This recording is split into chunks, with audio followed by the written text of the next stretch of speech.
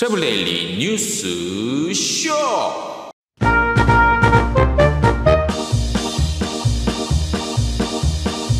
한국여행업협회가 현재 비합리적인 14일 자가격리의 근거를 제시하라고 보건복지부와 중대본을 상대로 자가격리한 근거 요구했습니다. 광주여행업 비상대책협의회가 광주시 측과 부분적인 타협을 찾았습니다. 광주시는 예산 편성 방안을 검토하겠다고 밝혔습니다. ITB 베르린 2021이 참가자를 모집합니다. 3월 9일부터 12일까지 온라인으로 진행될 예정입니다. 세부 퍼시픽 항공이 수화물 처리를 위한 규정을 변경합니다. 제12회 관광벤처 공모전 접수 시작합니다. 3월 9일까지 마감이 되고 기업당 평균 4,600만원 지원됩니다. 에미레이트 항공이 상용고객 우대 프로그램 혜택을 연장한다는 소식입니다. 인터파크 투어가 다시 찾는 방콕 호텔 얼리버드 기획전 선보였습니다. 제주항공이 최대 할인 프로모션인 찜 특가를 시작합니다. 트래블데일리 뉴스쇼 2월 4일 목요일자 순서 시작하겠습니다. 네, 여러분 안녕하십니까. 트래블데일리 뉴스쇼 2월 4일 목요일자 순서 시작하겠습니다. 한국여행업협회 카타죠. 3일 보건복지부와 중앙방역대책본부장을 상대로요. 현재 14일 해외 입국자가 이제 자가격리 14일 의무적으로 해야 되죠. 요거 관련해서 질의문을 보냈습니다. 진작부터 이제 근거를 좀 제시해 줬으면 좋겠다라는 얘기가 있었는데 공식적인 공문을 통해서 합리적인 자가격리 대책안을 요구한 거죠. 자, 카타는 현재 우리 여행업계에는 정부가 발표한 외교부의 우리 국민의 전 국가 지역 해외여행에 대한 특별여행주의보 4차례 발령했고 해외 입국자에 대한 자가격리 14일 시행, 정부의 지속적인 국내 여행 자제 요구, 그리고 5인 이상 사적 모임 금지 등으로 인해 여행업의 사실상 영업 금지 또는 제한인 상태로 가장 큰 어려움 겪고 있는 여행업종이라고 다시 한번 알렸고요. 그럼에도 불구하고 영업금지 및 영업제한 행정명령을 받지 않는다는 사유로 정부의 2차 그리고 3차 재난지원금 지급 시에도 일반 업종으로 분류됐죠. 정부의 각종 지원이 여행업 유지에 도움은 됐지만 코로나19 사태가 장기화됨에 따라 여행업 생태계 존립 위기에 있다고 다시 한번 밝혔습니다. 따라서 근본적으로 여행업을 영위할 수 있는 환경 조성이 지금의 어려움을 극복할 수 있는 방안이라고 설명했습니다. 그러니까 여행업을 할 수 있도록 환경을 좀 조성해달라. 그 환경 조성의 현재로서 가장 중요한 것은 무엇이냐? 역시 14일 자가격리겠지요. 그래서 질의 내용을 잠깐 살펴보면 자가격리 14일은 WHO의 권고사항임에도 2020년 4월 이후 엄격히 유지되고 있는 과학적인 근거와 이유는 무엇이냐? 이게 있었고요. 그리고 2020년 4월 이후 현재까지 해외 입국자 중 입국 시 검사에서 내국인과 외국인의 확진자 양성 비율 궁금하죠? 여러분들도. 예. 그리고 자가격리 14일 기간 중 코로나19 양성 발생자와 그러니까 내국인과 외국인 구분, 평균 회복기, 격리기간 발생 현황 이런 것들. 그 다음에 자가격리 기간을 현행 14일에서 사회적 거리 두기와 같이 단계별 상황별로 조정 실시할 계획이 있는지 만약에 있다면 그 기준은 어떻게 할 것인지에 대한 구체적인 내용을 물었습니다. 현재 보면은 WHO가 14일로 인정을 했지만 대부분이 아니라 나타난 현상으로 보면은 한 5일 정도면은 이제 현상이 나타나기 때문에 미국 존슨 호킨스 대학 연구팀도 이제 조사를 했지만 5.1일 정도로 나타났다고 하지요. 그리고 이제 일부 국가는 이제 미국은 각 주에 따라 다르지만 미국 같은 경우는 한 10일 정도로 돼 있고 현재. 그리고 물론 각 주에 따라 좀 다르긴 합니다. 그리고 보면은 독일, 영국, 스위스는 이제 음성 확인서 필수 조건으로 해서 10일, 프랑스 역시 7일 정도 격리 기준으로 삼고 있죠. 그래서 과연 확진자가 현상이 나타나는 게 5일 정도니까 그에 맞는 합리적인 최대 많이 잡아도 10일 정도? 예. 면 되지 않겠느냐라는 그런 얘기가 되겠죠. 그래서 제가 봤을 때 일주일 정도면 될 것 같아요. 길어야 일주일 정도면. 그래서 과학적 근거를 좀 제시해달라는 질의 사원을 보냈어요. 공문을. 그래서 공문 내용이 저희한테 입수가 돼 있는데 답변을 줄지 모르겠습니다. 예, 이 바쁜 시국에. 근데 아무튼 액션을 취하는 건 상당히 의미 있는 일이라고 생각이 됩니다. 다음 소식, 지난달 25일이죠. 저희가 한번 저번 주에 보도해 드렸고, 광주시 생존 여행사들 생존 위한 시위를 했잖아요. 그래서 광주시와 그다음에 이 여행업 비상대책협의회 비대협이라고 부를게요. 그래서 일정 부분 타협점을 좀 찾았다고 합니다. 어제 저희가 오늘 보도해 드린다고 했죠. 그래서 비대협에 따르면요, 광주시 각 자치구에서는 자치구 재정 상황이 좀 달라서 발생한 문제인 경우에 관련한 사업을 좀 발굴해서 예산 편성하는 방안을 검토하겠다는 입장을 이 비대위 쪽에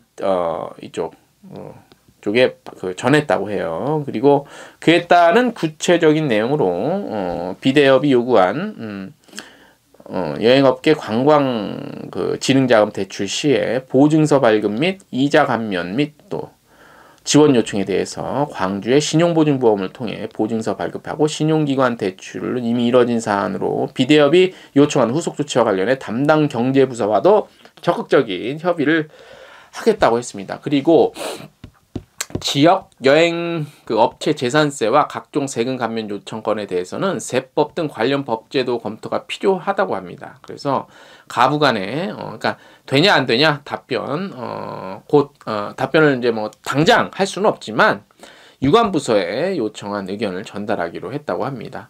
그리고 이제 이런 것들이 이제 아무리 각 지자체별로 있긴 있지만은 또 여행업 관리에서 문체부와 관계를 빼놓을 수 없기 때문에 문체부에 일단 어느 정도 허락이 돼야 돼요.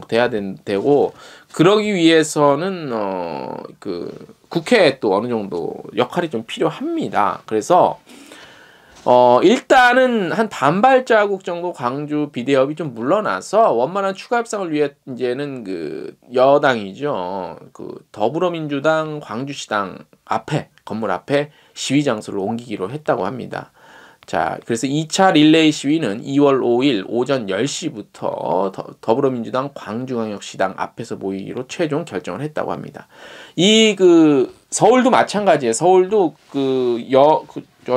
구정 끝나면 아마 더불어민주당 서울 당사 그쪽 앞에서 장소를 옮기는 걸로 제가 어제 들었습니다. 취재할 때. 그래서 아마 그렇게 될 것 같고요. 그리고 이제 광주광역시는 현재 광주에서 여행사에 대해서 광주시가 100만 원, 각 구청에서 50만 원 정도 부담해서 총 150만 원을 여행업체에 지원한다고 합니다. 2월 5일부터 16일까지 1차, 2차 나눠서 지급하기로 했다니까 광주에서 사시는 분들 아마 다 아실 거예요, 이 소식. 그죠? 그래서 150만 원 정도 여행사에 지급이 될 것 같습니다. 서울은 또 어떤 결정이 날지, 다른 지역은 또 어떤 결정이 날지 한번 두고 볼 일입니다. 이 나비 효과라고요. 그러니까 가만히 있으면 안 돼. 이런 걸 보면 일단 울어야 돼. 그래야 배고픈 애 젖준다고. 울고 예쁘면 보채야 단돈 얼마라도 주려고 신용이라도 하는 거 봐요. 가만히 있다가. 복지부동이야, 복지부동. 다음 소식. 전 세계에서 가장 큰 규모죠. 국제관광전. 전 세계에서 가장 큰 게 독일에서 열리는 매년 ITB죠. ITB 베를린 2021이 올해도 열립니다. 올해는 대신 온라인으로 열립니다.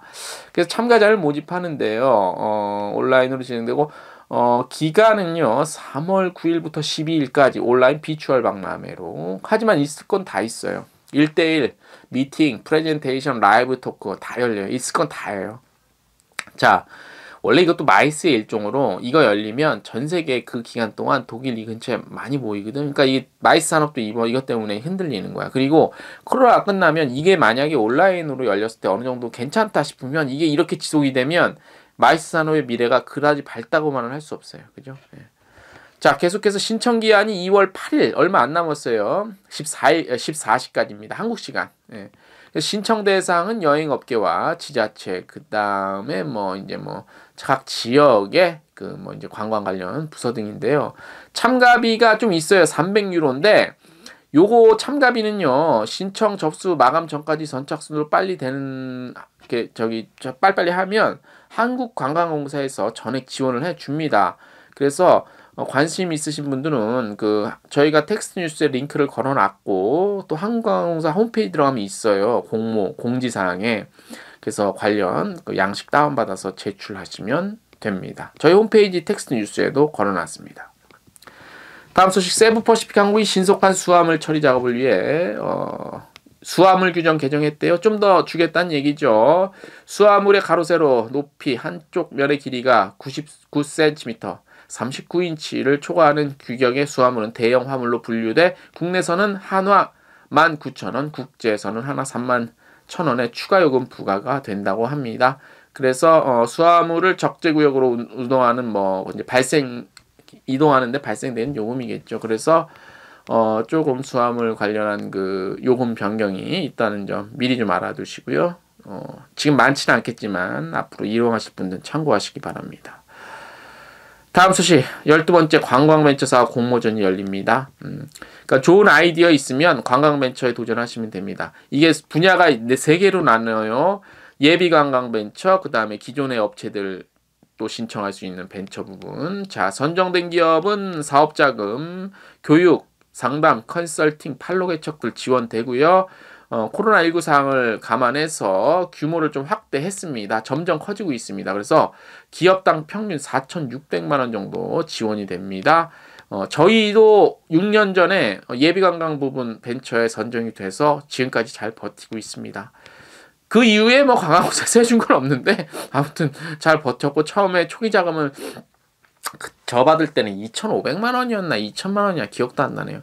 그걸 받았었는데 그 당시에는 홍보비 외에 그렇게 쓸 수 있는 용도가 많지 않았어요. 근데 요즘에는 되게 많이 좋아졌어요. 홍보비, 인건비 많이 쓸 수 있다고 하더라고요. 그래서 많이 지원하시면 좋을 것 같고, 공모전에는 예비 창업부터 창업 7년 이내 창업까지 참가할 수 있고요. 관광 관련 창의적인 아이디어 갖고 있는 예비 창업자들 예비관광벤처 도전하실 수 있고, 창업 3년 내 초기 창업자는 초기 관광벤처 부분 도전하실 수 있고, 창업 3년 초과 7년 이내 창업자는 성장관광벤처 부분에 지원하실 수 있습니다.